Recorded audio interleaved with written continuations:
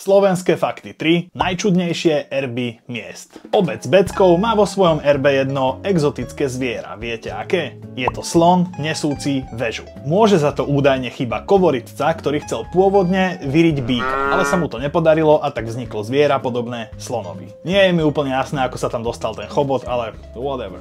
Filakovo má vo svojom erbe zase jednu exotickú rastlinu a je to palma. Tropický strom pochádzajúci z Afriky je dedičstvom bývalých majiteľov hradu, ktorí ju mali v rodovom erbe.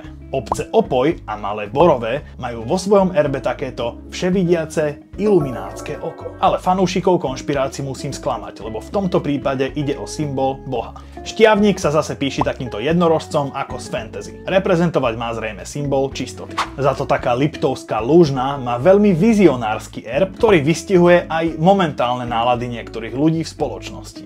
Slovenský grob pri Bratislave má v erbe ženu